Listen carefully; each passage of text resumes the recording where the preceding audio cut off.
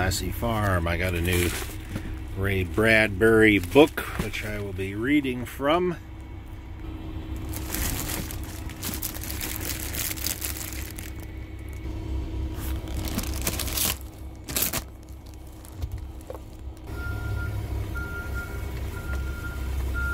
This one's called The Silent Towns.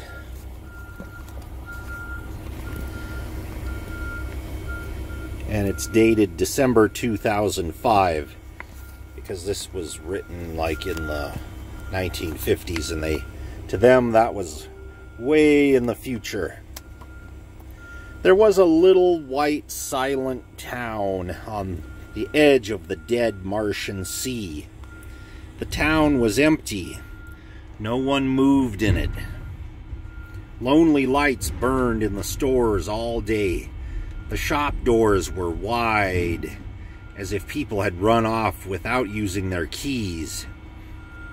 Magazines brought from Earth on the silver rocket a month before fluttered, untouched, burning brown on wire racks fronting the silent drugstores. The town was dead. Its beds were empty and cold. Oh, come on with your backup alarm, you fucker. Where was I? The town was dead. Its beds were empty and cold. The only sound was the power hum of electric lines and dynamos, still alive, all by themselves. Water ran in forgotten bathtubs, poured out into living rooms, onto porches, and down through little garden plots to feed neglected flowers. In the dark theaters, gum under the many seats began to harden, with tooth impressions still in it. Across town was a rocket port. You could still smell the hard, scorched smell where the last rocket blasted off when it went back to Earth. If you dropped a dime in the telescope and pointed it at Earth, perhaps you could see the big war happening there. Perhaps you could see New York explode. Maybe London could be seen covered with a new kind of fog. Perhaps then it might be understood why this small Martian town is abandoned. How quick was the evacuation? Walk into any store, bang the no-sale key. Cash drawers jump out, all bright and jingly with coins.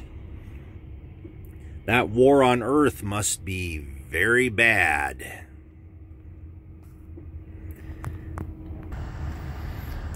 Along the empty avenues of this town, now whistling softly, kicking a tin can ahead of him in deepest concentration, came a tall, thin man. His eyes glowed with a dark, quiet look of loneliness. He moved his bony hands in his pockets, which were tinkling with new dimes. Occasionally, oh, for Pete's sake. Occasionally, he tossed a dime to the ground. He laughed temperately doing this and walked on, sprinkling bright dimes everywhere. His name was Walter Grip.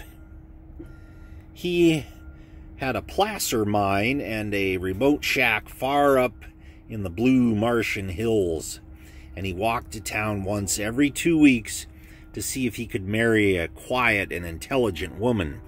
Over the years, he had always returned to his shack alone and disappointed. A week ago, arriving in town, he had found it deserted this way. That day he had been so surprised that he rushed to a delicatessen, flung wide a case, and ordered a triple-decker beef sandwich. "Coming up," he cried, a towel in his arms. He flourished meats and bread baked the day before, dusted a table, invited himself to sit, and ate until he had to go find a soda fountain, where he ordered a bicarbonate. The druggist, being one Walter Grip, was astoundingly polite and fizzed one up right there for him. He stuffed his jeans with money, all he could find. He loaded a boy's wagon with $10 bills and ran lickety-split through the town. Reaching the suburbs, he suddenly realized how shamefully silly he was. He didn't need money. He rode the $10 bills back to where he found them, counted $1 for his own wallet to pay for the sandwiches, dropped it in the delicatessen till, and added a quarter tip.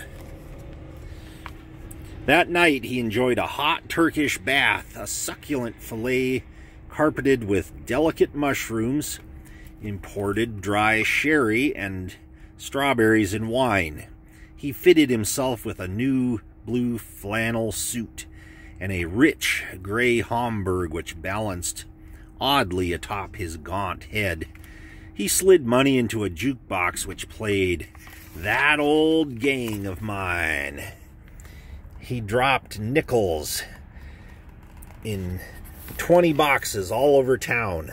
The lonely streets that night were full of sad music of That Old Gang of Mine. As he walked, tall and thin and alone, his new shoes clumping softly, his cold hands in his pockets. But that was a week past. He slept in a good house on Mars Avenue, rose mornings at 9, bathed, and idled to town for ham and eggs. No morning passed that he didn't freeze a ton of meats, vegetables, and lemon cream pies, enough to last 10 years, until the rockets would come back from Earth, if they ever came. Now, tonight, he drifted up and down, seeing the wax women in every colorful shop window, pink and beautiful. For the first time, he knew how dead the town was. He drew a glass of beer and sobbed gently. And we'll leave it there for now. Thanks for listening.